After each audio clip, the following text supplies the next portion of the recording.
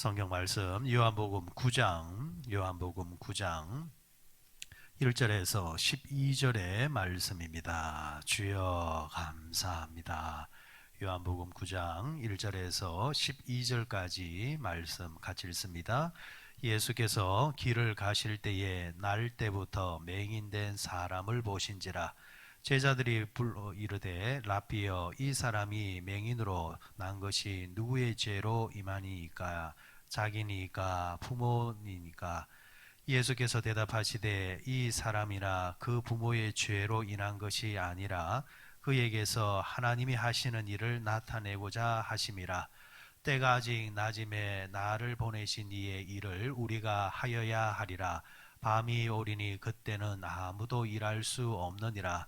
내가 세상에 있는 동안에는 세상의 빛이로다. 이 말씀을 하시고 땅에 침을 뱉어 진흙을 이겨 그의 눈에 바르시고 이르시되 실로암 못에 가서 씻으라 하시니, 실로암은 번역하면 보냄을 받았다라는 뜻이라. 이에 가서 씻고 밝은 눈으로 왔더라. 이웃 사람들과 전에 그가 그리는 것을 보았던 사람들이 이르되 이는 앉아서 구걸하던 자가 아니냐? 어떤 사람은 그 사람이라 하며 어떤 사람은 아니라 그와 비슷하다 하거늘 자기 말은 내가 그라 하니, 그들이 묻되 그러면 내 눈이 어떻게 떠졌느냐?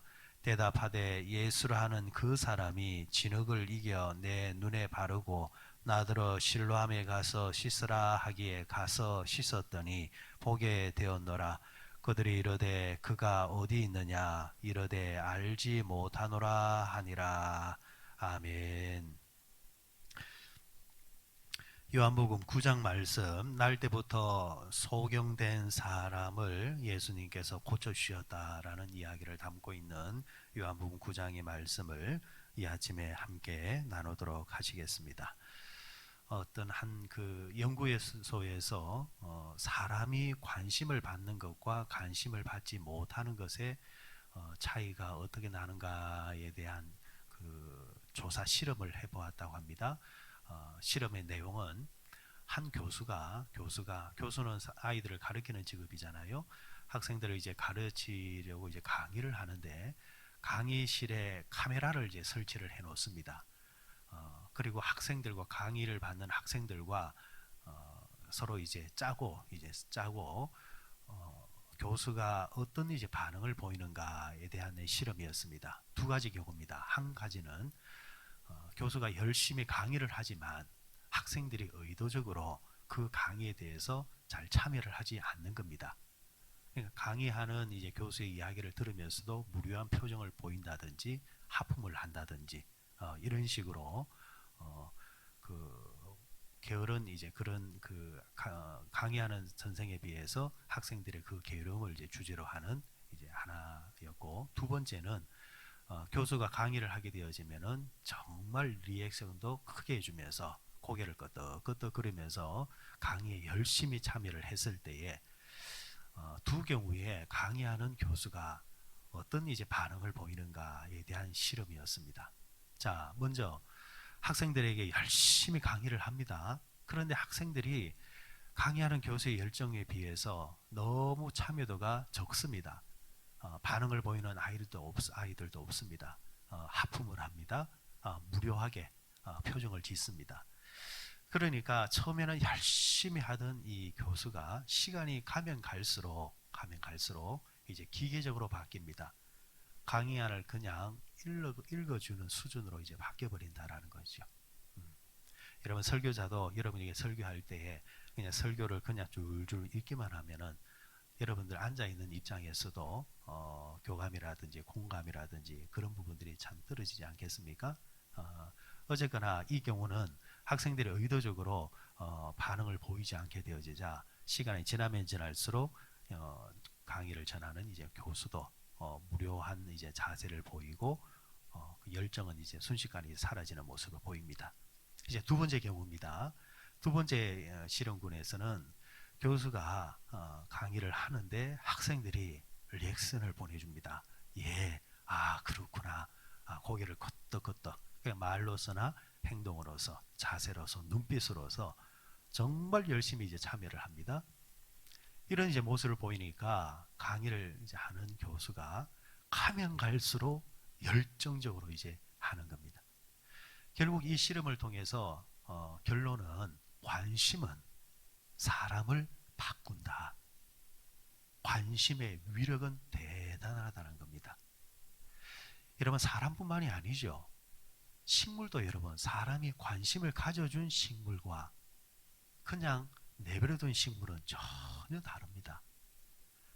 물을 주거나 아니면 비료를 주거나 아니면 심지어 말로 식물이지만은 내가 너를 사랑한다, 내가 너를 좋아한다 라는 관심을 보여준 식물과 그냥 방치해둔 식물은 자라는 속도뿐만이 아니라 그 식물의 그 생기가 전혀 다르다고 하잖아요. 예전에 그런 실험도 있었잖아요. 물 한 잔을 떠놓고 물 보고 나는 너를 정말 사랑한다 하니까 이 물의 구조가 달라지더라. 그런데 나는 너를 미워해, 나는 너를 싫어해, 이렇게 하니까 그 물이 독성을 지니게 되더라. 이 사람의 관심이 그렇다라는 거죠. 사람이나 식물이나 짐승이나 관심에 따라서 전혀 이제 달라지더라는 거. 오늘 성경의 이야기 어떻게 보면 율법에 관한 이야기입니다. 주제는 율법이에요. 2절에서 예수님 그 제자가 예수님께 물었죠. 이곳에 있는 저기 보이는 안전뱅이가 맹인이 누구 때문에 보지 못하게 되어졌습니까? 혹시 그의 부모가 죄를 지어서 그런 것입니까? 아니면은 그 자신이 죄를 지어서 그렇습니까? 이렇게 이제 묻잖아요. 그러자 예수님은 저 사람이 앞을 못 보게 된 이유는 죄를 지어서가 아니다. 부모의 죄도 아니고 저 사람의 죄도 아니다. 자, 그러면 여기서 여러분, 사람들은 그 당시 제자는 왜 이런 질문을 했을까요? 왜 이런 식의 질문을 했을까? 이것은 그 당시 그 제자들 뿐만이 아니라 사람들이 가지고 있었던 종교적인 율법이 그렇게 해석을 하고 있었다라는 겁니다. 지금까지 유대인들이 인식하고 있었던 율법에 관한 부분들, 어떤 사람이 병들게 되었다, 어떤 사람이 큰 사고를 당했다. 그러면 도대체 저 사람이 무슨 죄를 지었기에, 그 부모가 도대체 무슨 죄를 지었기에 그 업에 의해서 저렇게 병을 얻게 되었나, 이렇게 다 판단을 했단 말이죠. 그런데 여러분, 이런 판단은, 이런 생각은 그 당시 유대교뿐만이 아니라 모든 종교가 공통적으로 지니고 있는 보편적인 종교관이거든요. 여러분, 지금도 보십시오. 불교에서도 그런 이야기 하거든요. 그래서 덕을 많이 쌓아야 된다, 그런 말을 하잖아요. 업을 잘못 쌓아놓으면 결국은 그 업에 따라서 그 후손들이 어떻게 된다라는 이야기. 이것은 또 불교뿐만 아니라 뭐 이슬람도 마찬가지고 심지어 무속인들도 마찬가지입니다. 길거리 지나가다가 어떤 사람이 묻습니다. 도에 대해서 관심이 있습니까? 이런 말 듣고 잘못 쫓아가다 보면요, 결국 하는 소리가 뭐냐니까 조상을 잘 섬겨야 된다, 제사를 잘해야 된다, 이런 식이란 말이에요. 이런 이야기들이 흐르는 기본이 뭡니까? 죄의 문제는 병의 문제는, 그리고 우환의 문제는 네가 잘못하거나 네 조상이 잘못했기 때문에 그것을 해결을 해야 된다라는 겁니다. 지금 예수님의 제자도 이 인식을 가지고 있는 겁니다. 주님, 저 사람이 왜 못 보게 되었습니까?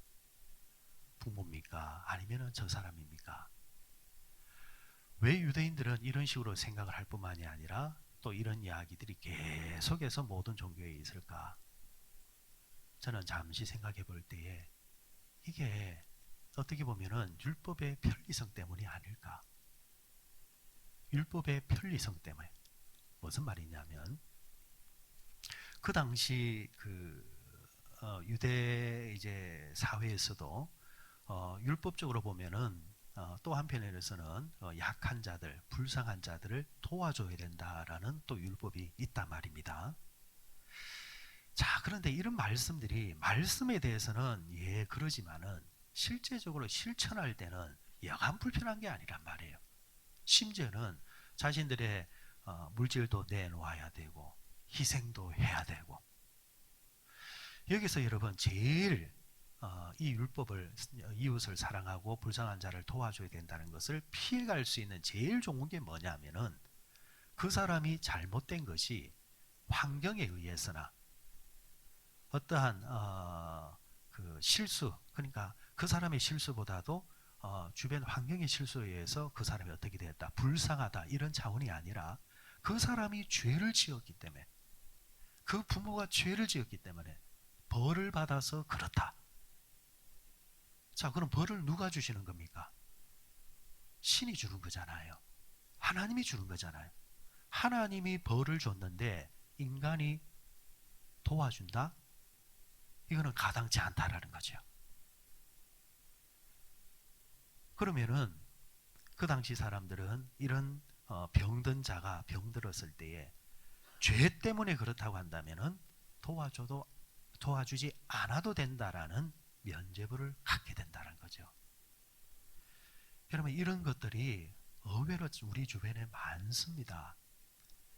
사람들은 희생이라든지 누군가를 도와준다든지 이런 것에 대해서 저 사람이 잘못했기 때문에, 저 사람이 죄인이기 때문에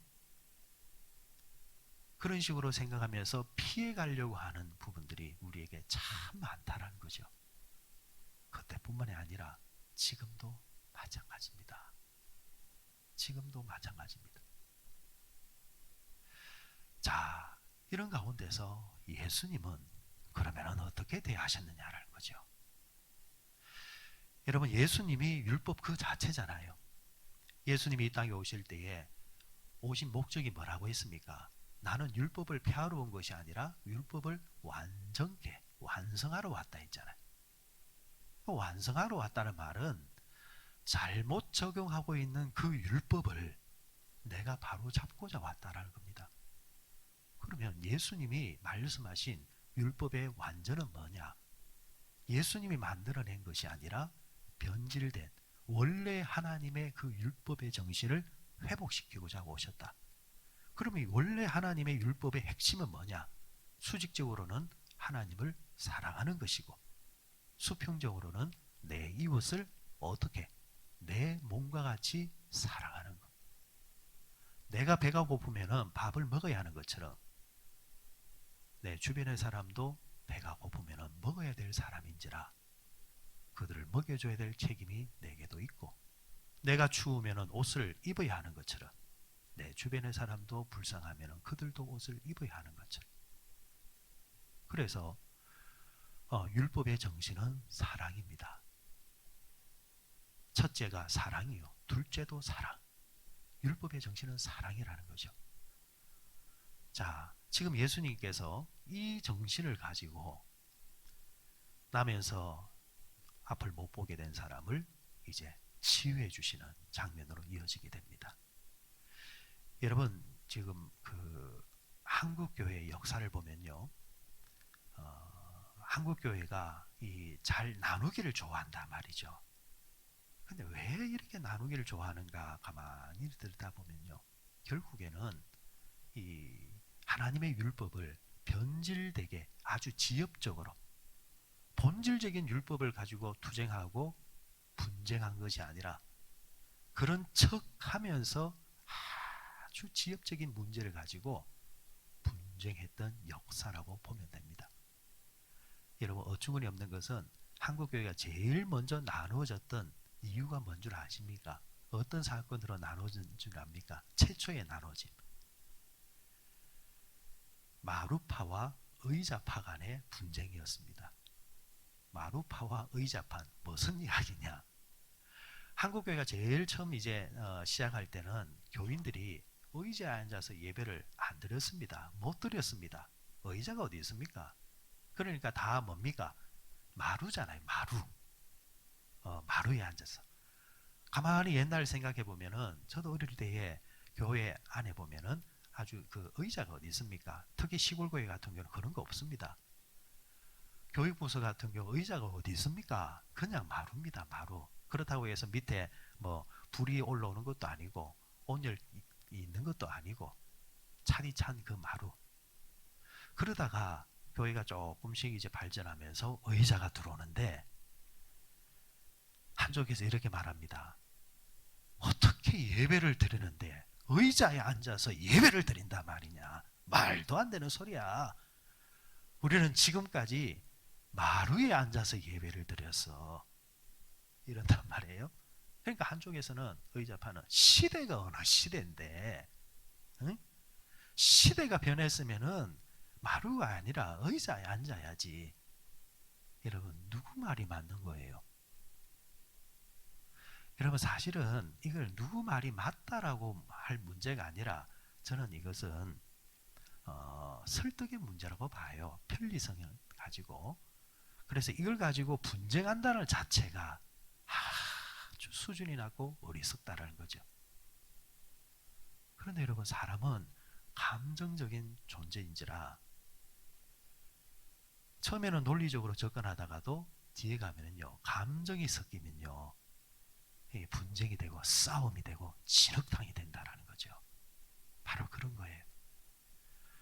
여러분, 율법, 그러니까 하나님의 율법적인 관점에서 보면은 이거는 아무 문제가 안 되는 거예요. 그냥 타협해서 서로 의논해서 풀어갈 문제이지, 이걸 가지고 그러면은 의자파는 저쪽으로 가고 마루파는 이쪽 가서 교회가 두 개로 쪼개져서 가야 하는 문제는 전혀 아니라는 거죠. 여러분, 바리새인들과 사두개파들이 왜 분쟁을 하느냐? 똑같은 수준이란 말이에요. 똑같은 수준. 그러다가 예수님을 죽이려고 하는 일에 대해서는 또 기가 막히게 하나가 된단 말이죠. 마귀의 뜻은 뭐냐? 분쟁하는 자, 나뉘는 자입니다. 나누기를 좋아하고 분쟁케 하는 자들은 마귀가 뒤에 배경에 있다는 거죠. 그런 면에서 여러분, 한국교회 역사를 보면은 이렇게 교단이 나눠지고 교파가 나누어졌던 그 내용들은 전부 다 들여다보면은 율법의 핵심인 사랑은 전혀 없습니다. 전부 다 지엽적인 문제, 개인적인 욕심과 이익이 들어가 있는 그 문제 때문에 나뉘어졌다라는 거죠.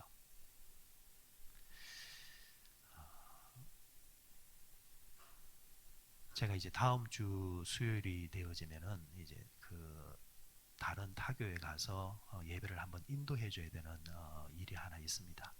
이제 말씀 사역 때문에 가는 것이 아니고 교회가 문제가 생겨가지고 제가 임시당회장으로, 그 교회 임시당회장으로 가서 그 교회를 조금 해결을 해줘야 될 문제가 있습니다. 내용이 이제 뭐냐 하면 오랫동안 이제 목회를 하셨던 목사님이 이제 은퇴를 하시게 됩니다. 그런데 교회를 아들한테 주고 싶은 모양이에요. 아들한테. 근데 이제 아들 목사가, 그런데 교회가 다 원하면 또 어쩌겠어요. 교인들이 다 원하면은, 그죠? 교인이 다 원하면 어쩌겠어요. 그냥 교인이 다 원한다라는 거죠. 그거는 좀 확인을 해볼 필요가 있는 것 같아요. 근데 더 문제는 뭐냐면은 우리 교단이 인정하지 아니하는, 신학을 인정하지 아니하는 그런 이제 타교단에서 이제 공부를 하고 안수를 받은 거예요. 인정할 수가 없는 거죠. 연세가 되신 목사님은 그런 가운데서도 어떻게 해가지고 어떻게 될 수 있는 방법이 없나, 이런 이제 부모의 심정은 저도 충분히 이해를 해요. 여러분, 부모가 자식을 향한 마음은요, 이거는 상식으로 접근하는 문제가 아니거든요. 저는 그 마음은 충분히 이해를 합니다. 자, 그런데 이해를 하는 문제와 본질의 문제는 다른 거죠. 그래서 어저께 제가 그 목사님을 교회에 잠시 모셔놓고 이야기를 하면서 쭉 이야기를 들어보니까 충분히 이해가 돼요. 또 여러분, 사실은 그렇거든요. 집안의 문제도요. 저 집안 도대체 왜 저럴까? 야, 참 웃긴다. 그런데요, 그 집안 속으로 들어가 보면요, 거기에는 사연이 있어요. 거기에는 또 이유가 있어요. 그래서 남의 문제에 대해서는 너무 쉽게 말을 함부로 해서는 안 되는 이유가 다 그런 겁니다. 문제가 되는 것 해도 그 속에 들여다보면 그 문제가 나올 수밖에 없는 또 사연이 있더라는 거죠. 자, 그 이야기를 들으면 제가 충분히 이해가 돼요. 목사님, 제가 충분히 이해가 됩니다. 그 이야기를 잘 다 들어드리고. 그런데 그런 가운데서 제가 제시한 것은, 목사님, 다 이해를 하면서도 또 문제는 또 문제가 안 되냐. 그러면은 문제를 해결하면서도 교회 유익한 방법을 한번 찾아보십시다. 그러면서 제가 딱 생각하는 건 뭐냐니까, 교인들이 합의를 한다고 한다면 교단을 탈퇴를 하십시오. 그리고 법이 허용하는 선, 법이 허용하는 선으로 들어오려고 하면은 목사님이 내려놓으셔야 됩니다. 교회가 내려놓아야 됩니다. 그런데 목사님과 교회가 전체가 원치 않는다고 한다면, 독자의 길을 간다고 한다면 이 법을 벗어난 곳으로 가셔야 됩니다. 둘 중에 하나입니다. 그러니까 오랫동안 통합청 목사로서 30년 가까이 있던 이제 분이 되다 보니까 이 또한 놓치기 아깝단 말이죠. 둘 중에 하나를 해야 되지 두 개 다 할 수 없습니다. 그러니까 교단의 율법, 그러니까 법으로 적용하면은 목사님이 잘못하는 것이고, 그런데 그 법을 이제 그 벗어나서, 그러니까 교단에서 빠져나가면은 문제가 되지 않기 때문에 둘 중에 하나를 하셔야 됩니다. 저는 이제 그렇게 이제 말해줄 수 있는 이유가 그 교회 사정이 있다라는 거죠. 이거는 말로 설명할 수 없는 그 교회 사정이 분명히 있다라는 거죠.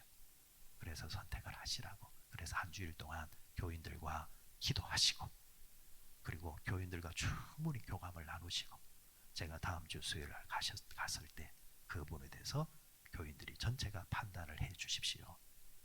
그리고 이제 돌려를 보냈습니다. 제가 여러분 이렇게 하면서도 마음에는 그 마음이 있습니다. 교회가 다치면 안 된다. 그 교회 전체가 다쳐서는 안 된다. 이 말 속에 아마 그 목사님도 아마 뭔가를 가지고 가셨지 않겠느냐. 교회가 다쳐서는 안 된다는 거. 그래서 이것이 하나의 목사의 욕심인지 아니면은 교회 전체의 바람인지 기도하면서 잘 생각하셔서, 만약에 그것이 하나의 목사의 개인적인 욕심이라고 한다면 당연히 목사는 내려놔야 되는 것이고, 그런데 말 그대로 교회 전체가 사정에 의해서 그렇다고 한다면 그 또한 함부로 우리가 정죄할 수 없는 문제고, 그 교회가 앞으로 잘 갈 수 있도록 축복하면서 기도해 주는 것만이 우리가 할 일이지, 그 이상의 것을 함부로 말하는 것은 잘못이라는 것. 왜? 율법의 정신은 옳고 그름을 무조건 판단할 문제가 아니라 옳을 수밖에 없는 이유가 있을 때도 있고, 우리가 보기에 그럴 수밖에 없는 이유도 항상 거기는 있더라는 겁니다. 하지만 의자파나 아니면은 마루파처럼 내가 옳다라는 식으로 무조건 밀어붙이면서 서로에게 상처를 주는 일들을 율법이라는 이름으로 우리가 너무 쉽게 판단하고 행동하는 것들이 오히려 더 많은 상처를 주더라는 거죠. 여러분 TV나 신문지상에 한 번씩 타교의 문제가 나와요. 어느 교회가 어떻더라, 어느 교회가 어떻더라. 여러분 그 함부로 말하는 게 아닙니다. 그 교회는 그 교회대로 또 이유가 있고 사정이 있고, 만약에 그런 말을 한번 내뱉으려고 한다면 어떻게 되느냐. 그 교회를 위해서 정말 기도 한번 해드리고 정말 같이 아파하면서 기도하면서 그래야지, 내 문제 아니라고 쉽게 함부로 판단하며 말하는 것은 그게 좋은 게 아니라는 이야기죠. 오늘 여러분 나면서 못 보게 된 이 사람이 만약 그의 가족이었다고 한다면 그 아버지 죄 때문이다, 그 죄 때문이다, 그렇게 말했을까요? 저는 이 본문을 잠시 보면서 그런 감정이입을 한번 해봤습니다. 여러분, 앞을 못 보는 사람은요, 뭐가 발달하는 줄 아십니까? 청각이 기가 막히게 발달합니다. 보지 못하는 사람은요, 보는 사람에 비해서 약 5배에서 10배의 기가 발달합니다. 그러면 제자들과 예수님이 올라오면서 그 소리를 할 때에 앞을 못 보는 이 사람이 그 소리를 못 들었을까? 그날뿐만이 아니라 많은 유대인들이 그 앞을 지나면서 저 아버지 때문인가? 지가 무슨 잘못을 했기 때문인가? 그 소리를 들을 때마다 그 사람이 얼마나 가슴이 찢어졌겠습니까? 그런데 만약 그의 가족이었다고 한다면 차마 그런 소리를 하지 않는다라는 거죠. 그 차이가 뭡니까? 한쪽은 사랑이 깔려있고 한쪽은 사랑은 전혀 없는 거죠. 해석이 전혀 달라지는 겁니다.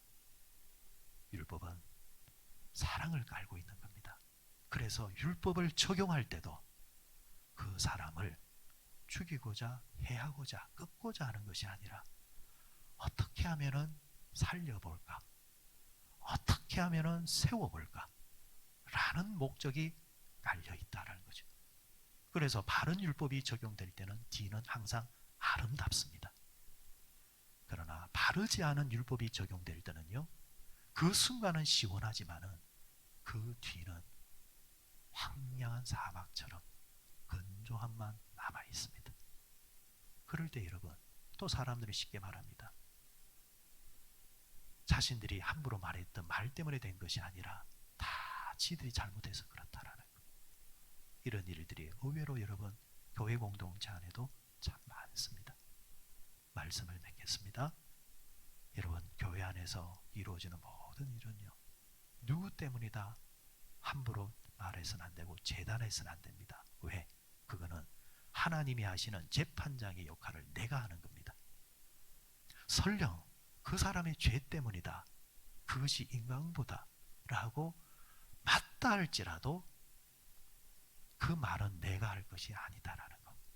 우리에게는 그런 권리가 주어지지 않았다라는 것. 그 권리는 하나님밖에 없다라는 것. 우리는 뭐만 하는 사람? 불쌍히 여겨주고 기도해주는 역할만 한다라는 것. 그리고 모든 판단과 인도는 하나님이 해 가실 것입니다.